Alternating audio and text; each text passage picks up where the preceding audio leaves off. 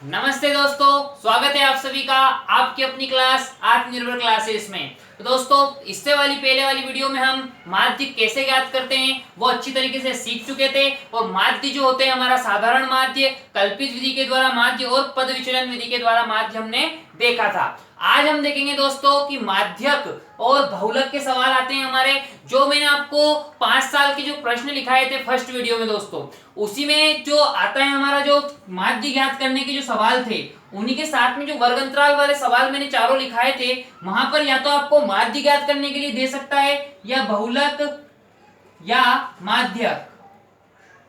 सवाल दोस्तों एक ही रहता है इनमें, लेकिन हमसे जो पूछा है हमें उसका आंसर देना सही से आना चाहिए। और उसके लिए हमें इन सभी के क्या याद होने चाहिए, सूत्र सही तरीके से याद होने चाहिए। तो आज हम देखेंगे कि माध्यक किसे कहते हैं और बहुलक किसे कहते हैं। माध्यक और बहुलक के सवालों को आज हम समझेंगे। ठीक है दोस्तों, तो माध्यक सबसे पहले हम बात करते हैं माध्यकी के माध्यक होता क्या है। जैसे आपको मैं बोलूं कि आपकी क्लास में कक्षा 8 के या कक्षा 10 के 5 छात्रों के गणित के नंबर निम्न हैं।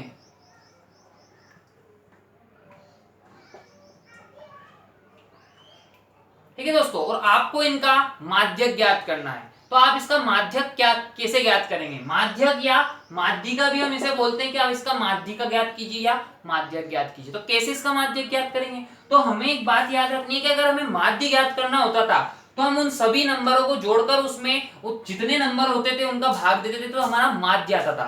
लेकिन यदि हमें उसका माध्यक ज्ञात करना है, माध्यक ज्ञात करने के लिए हमें इन नंबरों को एक निश्चित क्रम में या तो कम से ज्यादा की तरफ या ज्यादा से कम की तरफ जमाना होगा। यानी कम से ज्यादा जमा लीजिए या ज्यादा से कम। जैसे कि यहाँ सबसे ज्यादा नंबर है हमारा 9, उसके बाद 8, फिर 7, 6 और 5। इस प्रकार से एकांतर क्रम में जमाने के बाद, एक निश्चित क्रम में जमाने के बाद जो हमारा बीच वाला मान होता है वही हमारा क्या कहलाता है, माध्यक। तो बहुत सरल है ना दोस्तों कि हमें एक निश्चित क्रम में जो भी आंकड़े दिए रहे उन आंकड़ों को सही तरीके से आरोही या अवरोही क्रम में जमा लो, और जो भी हमारा बीच वाला मान हो वही हमारा क्या कहलाता है, माध्यक या माध्यिका कहलाता है। लेकिन जब बात विषम संख्याओं की हो, यानी कि विषम नंबरों की हो, जैसे यहाँ पर 5 नंबर मैंने लिए, तब तो बीच वाला हो जाता है। लेकिन यदि हम सम संख्याओं की बात करें, यानी कि हमारे आंकड़े अगर सम संख्याओं में हो, जैसे यहाँ पर 5 छात्रों की ना होकर 6 छात्रों के नंबर हो जाते,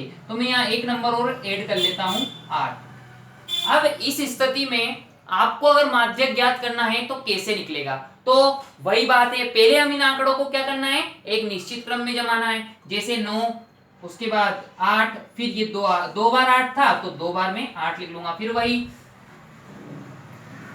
7, 6 और 5। इस प्रकार से हमने इन्हें घटते हुए क्रम में जमा लिया। अब इसको हमको जमाने के बाद में अब हमें इसका माध्यक ज्ञात करना है। तो इसका माध्यक क्या होगा, माध्यक होता है हमारा बीच वाली संख्या। अब यहाँ पे हम देखें तो बीच वाली संख्या हमारी जो 8 है वह भी हो रही है और 7 है वह भी हो रही है। तो ऐसी स्थिति में आपको ये करना है कि जो दोनों नंबर आपके बीच वाले प्राप्त होते हैं, यहाँ हमें दोनों नंबर कौन कौन से, एक तो 7 और एक 8, इन दोनों नंबरों को जोड़कर और उसमें 2 का भाग दे देना है।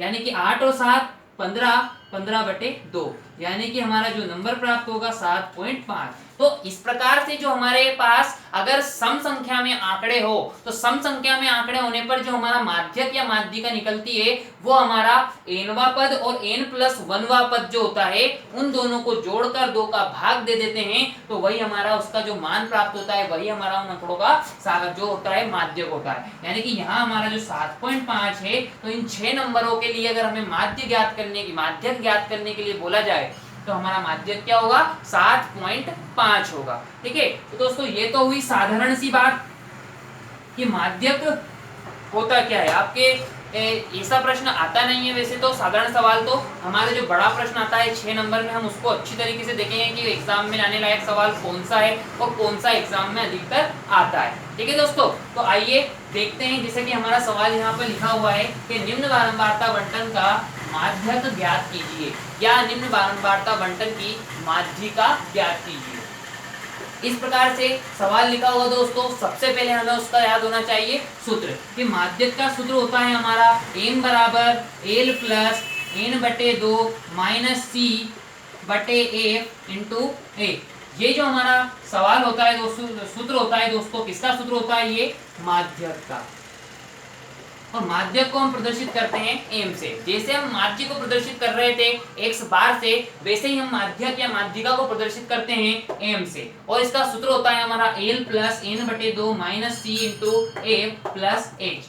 यहाँ पर आपको एल तो मैंने पहले भी बताया कि एल जो होता है हमारा, जो वर्ग अंतराल होता है, जैसे ये 10 से 25 वर्ग अंतराल की जो सीमा होती है वही हमारा एल होता है। ठीक है दोस्तों। इसके बाद में n/2 क्या है? तो n/2 भी मैं आपको बताऊंगा। c क्या है? c दोस्तों आपको एक और नया शब्द यहाँ पे देखने को मिलेगा माध्यक में, संचयी बारंबारता। जो संचयी बारंबारता हमारी होती है वह होती है जो हमारी ये बारंबारताएं होती है इनका योग। क्या होता है? बारंबारता का योग, यानी कि एफ का योग जो होता है हमारा, वही हमारी क्या होती है? संचयी बारंबारता होती है, जिसे कि हम कंटिन्यू एक के बाद एक बारंबारता को जोड़कर निकालते हैं। कैसे निकालते हैं वो हम ये आगे सवाल में समझेंगे। एच आपको पता है वर्ग अंतराल होता है, एफ आपको पता है बारंबारता होती है। ठीक है दोस्तों, तो ये सूत्र ध्यान में रखना है। वैसे हाँ ऊपर भी लिखा हुआ है, इस सूत्र को ध्यान में रखना है। आइए हम इस सवाल के द्वारा माध्यक ज्ञात करना सीखते हैं। सबसे पहले हमारा वर्ग अंतराल जो है, वर्ग हमारा है 10 से 25, 10 से 25, 25 से 40, 40 से 55, 55 से 70, 70 से 85, 85 से 100। ये तो दोस्तों हमारा वर्ग अंतराल है। इस प्रकार से हमें सारणी दी होती है एग्जाम में। हमें आंसर लिखकर, और एग्जाम में जो होता है पेपर में इसको नहीं भी लिखोगे तो चलेगा दोस्तों, डायरेक्ट आंसर इस प्रकार से आप लिख सकते हो एग्जाम में। तो सबसे पहले वर्ग को इस प्रकार उतारिए, उसके बाद जो हमारी बारंबारता है एफ 6, 20, 44, 26, 3 और 1, ये हमने उतार लिया बारंबारता। इस सवाल में दोस्तों आपको सिर्फ एक चीज और मैंने अभी बताया, सी यानी कि संचयी बारंबारता हमें यहाँ पर ज्ञात करनी है, जिसे हम सी एफ भी बोलते हैं। इसको बोलते हैं दोस्तों संचयी बारंबारता। संचयी बारंबारता। तो ये कैसे निकाली जाती है संचयी बारंबारता? तो संचयी बारंबारता हमारी इस प्रकार से निकलती है। तो जो हमारी संचयी बारंबारता निकालने के लिए जो सबसे पहली बारंबारता होती है वही ऐसी की ऐसी लिखी जाती है। जो हमारी सी बारंबारता थी, संचयी बारंबारता में ऐसी की ऐसी लिखी जाती है। उसके बाद हम कंटिन्यू एक के बाद एक को जोड़कर लिखते हैं। कैसे? देखिए, 6 में हम 20 जोड़ेंगे कितना होगा? 26। फिर हम 26 में 44 जोड़ेंगे कितना होगा? 70। 70 में हम 26 जोड़ेंगे कितना होगा? 96। 96 में 3 जोड़ेंगे तो कितना होगा? 99। 99 में 1 जोड़ेंगे तो कितना हो जाएगा? 100। तो आपको समझ में आया होगा कि संचयी बारंबारता कैसे निकालते हैं। तो फर्स्ट वाली जो बारंबारता होती है वह तो ऐसी की ऐसी लिखी जाती है, और उसके बाद वाली बारंबारताओं को हम एक के बाद एक जोड़ जोड़ कर लिखते हैं। 6 में 20 जोड़ा 26, 26 में 44 जोड़ा 70, 70 में 26 जोड़ा 96, 96 में 3 जोड़ा 99, 99 में 1 जोड़ा 100। तो ये हमारा जो प्राप्त होता है ये होता है हमारा संचयी बारंबारता। अब दोस्तों इस सवाल में सबसे पहले हमारे पास में हमें जो निकालते हैं वो निकालते हैं हम n का मान। किसका मान? n का मान। तो दोस्तों n का मान हमारा जो होता है, n का मान जो हमारी संचयी बारंबारता का जो आखिरी में जो लास्ट में हमें जो संचयी बारंबारता प्राप्त होती है वह होती है इस सभी का योग होती है, यानी जो हमने इन सबको जोड़ लिया है। तो जो लास्ट वाला मान होता है वही हमारा होता है क्या? n का मान। ठीक है दोस्तों, तो ये हो गया हमारा n का मान। अब उसके बाद में हमारा एग्जाम क्वेश्चन में हमें जो हमारा सूत्र है उसमें हमें n का मान नहीं प्राप्त करके n/2 का मान चाहिए। तो यहाँ से अगर हम n/2 प्राप्त करेंगे तो 100/2 यानी कि 50। ठीक है दोस्तों, सबसे पहले आपको सवाल यहीं से स्टार्ट करना है। हमें n का मान यहाँ से लेना है, n/2 प्राप्त करना है, उसके बाद हमारा सवाल अपने आप होता चला जाएगा। अब दोस्तों आपके पास n/2 का मान प्राप्त हो चुका है हमें 50। अब हम बाकी की चीजें हमें कैसे मिलेगी, तो हमें इस प्रकार से ध्यान रखना है कि जो हमारा n का मान प्राप्त होता है, जैसे कि 50 प्राप्त हुआ, इस n से मान से बड़ी वाली बारंबारता हमें देखनी है, सॉरी संचय बारंबारता हमें देखनी है। तो n से बड़ी हमारी संचय बारंबारता आपको दिख रही होगी। n से 50 से बड़ी बारंबारता हमारी क्या है, 26 छोटी है, और 70 हमारी जो n बटे 2 हमें प्राप्त हुआ है 50, उससे बड़ी है। तो हमें जो ये बारंबारता है 70, इस वाली जो अंतराल है इसको पूरे को ले लेना है। तो यहाँ पे हमारा n का मान जो था, सॉरी जो n से बड़ा वाली जो हमारी संचय बारंबारता थी 70, वो हमने चुन ली। ठीक है दोस्तों, तो हमारे पास इस प्रकार से जो हमने ये पूरी चुनी है, इनमें से जो l का मान सबसे पहले होता है वो होता है हमारा जो हमारी वर्ग अंतराल है उसकी निम्न सीमा, यानी कि 40। उसके बाद n/2 का मान आपको प्राप्त हो गया है। उसके बाद c जो होती है हमारी इसकी संचय बारंबारता, यानी कि संचय बारंबारता कितनी है हमारी इसकी, तो इसकी संचय बारंबारता से ऊपर वाली बारंबारता यानी कि 26। उसके बाद में जो हमारा f है, f हमारा कितना हो जाएगा दोस्तों, जो f है, f का मान ये है, ठीक है ना, f हमारा इसके लिए हो जाएगा 44। h आप सभी को पता होगा, h हमारा इसके लिए कितना बन रहा है, तो 25 में से 10 गए कितने बनते हैं, 15, यानी कि हमारा h का मान हो जाता है 15। तो दोस्तों हमने n का मान, n/2 का मान, l, c, f और h सभी के मान लेके अब इसको हम लिखेंगे उपरोक्त सूत्र जो है हमारा, इस सूत्र में मान रखेंगे और आंसर लेके आएंगे। इन सभी मानों को मैं, आप नोट कीजिए, मैं डायरेक्ट सूत्र में लिखता हूं ऊपर। सबसे पहले m बराबर l का मान हमारे पास जो प्राप्त हुआ था, l का मान हमारे पास था 40 प्लस n/2 जो हमें प्राप्त हुआ था, n/2 प्राप्त हुआ था 50। जो c हमारा प्राप्त हुआ था हमें, तो c हमने लिया था 26। f जो हमें प्राप्त हुआ था वो हुआ था 44, और h जो हमारा था वो था हमारा 15। ठीक है दोस्तों, अब इसे आप हल कर लीजिए। 40 26 में से हमारे जब 50 में से हमारे 26 गए तो अब बचते हैं 24। 24/44 इंटू 15, 40 प्लस, जब आप इसे हल करेंगे तो आप इसे अंदर भी काट सकते हैं। पहले हम काट लेते हैं, जैसे 2 से आप काटिए, इसे 2 से काट सकते हैं तो 2 से काट लीजिए, जैसे 2 से 12 बार, 2 से 22 बार, फिर आप काटेंगे 2 से 6 बार, 2 से हमारा कट जाता है ये 2 से 6 बार, 2 से 11 बार, यानी कि 6/11, और इंटू में 15, 15 छके 30/11, यानी कि 40 प्लस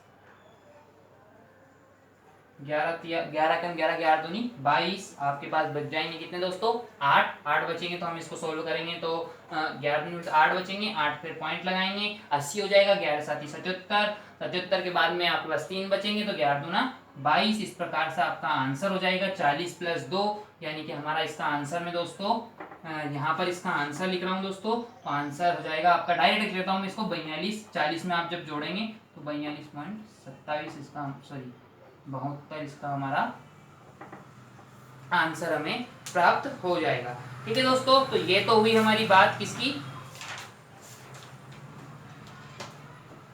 ज्ञात करने की, कि हम कैसे माध्यक ज्ञात करेंगे। तो आप जल्दी से इस सवाल को नोट कीजिए, इसके बाद हम आगे बहुलक की बात करेंगे।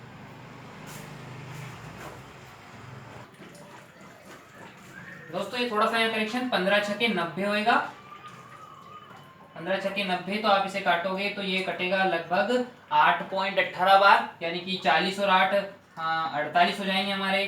तो इसको आप इस प्रकार भी लिख सकते हो, डायरेक्ट मैं आंसर लिख रहा हूँ 48.18। आप इसको 90 में जब 11 का भाग दोगे तो ये हमारा जाएगा लगभग 11 8 88, 8 बचेंगे, फिर वापिस 11 एकम 11 और 8 बार, यानी कि 8.48 बार। तो 40 और 8 48, तो आंसर हो जाएगा हमारा 48.18। अब हम देखते हैं किसकी बात करते हैं, हम बहुलक की। आप इसे सही से नोट कर लीजिए। वैसे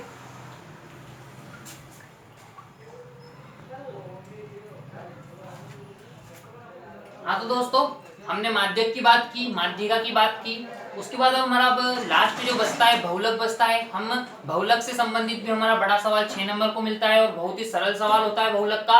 आपको सिर्फ और सिर्फ इसमें एक सूत्र होता है, उस सूत्र को अच्छी तरीके से कंठस्थ याद रखना है। तो क्या होता है सूत्र, चलिए सबसे पहले मैं आपको बहुलक को समझा देता हूँ कि बहुलक होता क्या है। तो किसी भी जो श्रेणी होती है, कोई भी हमारा मान होता है, उसमें जो हमारी बारंबारता हम देखते हैं, यानी कि एफ का मान, बारंबारता यानी कि एफ का मान, तो एफ का जो हमारा सबसे बड़ा मान होता है वही हमारी किसी भी श्रेणी का क्या होता है, बहुलक का होता है। उसका जो मूल्य होता है वही हमारा क्या होता है, बहुलक होता है। जैसे हम ये जो हमारे सामने एक बंटन सारणी है, इसमें अगर हम एफ का सबसे बड़ा मान देखें तो 44, 44 हमारा एफ का सबसे बड़ा मान है, तो हमारी सबसे बड़ी बारंबारता क्या हुई, 44, और इसके सामने वाला जो हमारा मूल्य होगा, जो मान होगा, वही हमारा क्या कहलाएगा, इसके 40 से 55 के बीच में जो हमारा मान होगा वही हमारा क्या कहलाएगा, बहुलक कहलाएगा। आपको अगर आपका आंसर जानना है कि आपका आंसर सही है या गलत, तो इसका बहुलक वाले सवाल में आप ये ज्ञात भी कर सकते हो। जो आंसर हमारा आएगा वो किसके बीच में आएगा दोस्तों, 40 से 55 के बीच में। इसी प्रकार से जो सवाल में हमें देके रखे और उनमें हमसे अगर बहुलक ज्ञात कराए साधारण सवाल में भी, तो आप सबसे बड़ी क्या देखना है, आपको सबसे बड़ी बारंबारता यानी कि सबसे बड़ा एफ का मान देखना है, और उसके सामने वाला जो मूल्य होगा हमारा वही हमारा क्या होता है, बहुलक होता है। ठीक है दोस्तों, तो सबसे पहले एक सूत्र होता है बहुलक का सूत्र होता है हमारा L plus f1 minus f0 upon 2f1 minus f0 minus f2 into h। तो दोस्तों यहाँ पर L, F1, F0, F2, H ये क्या है, तो ये देखते हैं सबसे पहले। तो सबसे पहले जो हमारा L होता है, वो L जो होता है हमारा L होता है बहुलक वर्ग की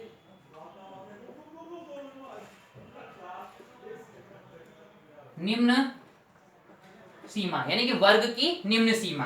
ठीक है दोस्तों, F1 जो होती है हमारी, वो होती है सबसे बड़ी बारंबारता, सबसे बड़ी बारंबारता। F0 जो होती है हमारी, F0 जो होती है हमारी F1 से छोटी बारंबारता, या F1 जो होती है वो होती है हमारी, या इसको हम बोल सकते हैं ठीक पूर्व की बारंबारता। तो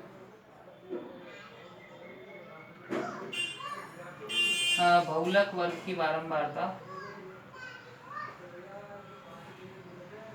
बहुलक वर्ग से ठीक पहले की बारंबारता।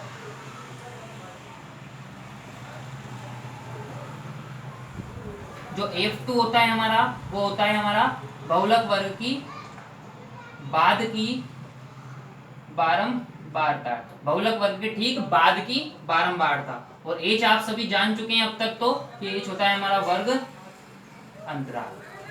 ठीक है दोस्तों, इन सभी चीजों को मैं आपको सवाल में बताऊं उससे पहले, आप सबसे पहले अगर अभी तक आपने चैनल को सब्सक्राइब नहीं किया है तो जल्दी से सब्सक्राइब कीजिए, बेल आइकन को ऑन कीजिए ताकि सभी दोस्तों तक, और शेयर कीजिए। आपके व्हाट्सएप में जितने भी ग्रुप है उनमें हमारे चैनल को सब शेयर कीजिए। साथ में आपके जो भी दोस्त हैं जिन्हें जो घर बैठे पढ़ रहे हैं और जो अभी तक नहीं पढ़ना स्टार्ट किया है, जिन्होंने 30 जून को एग्जाम है दोस्तों, और पढ़ना बहुत इंपॉर्टेंट है आपके लिए, और अच्छे से अच्छा स्कोर करे, इसके लिए जल्दी से उन सभी तक भी इस क्लास का लाभ पहुंचाए फास्ट दोस्तों। उसके बाद हम आपके लिए आगे सवाल करेंगे, इसलिए आप जल्दी से 2 मिनट में आपको देता हूं, और 2 मिनट में आप सबसे पहले तो सभी तक अपने इसको चैनल को सब्सक्राइब करने के लिए पहुंचाए।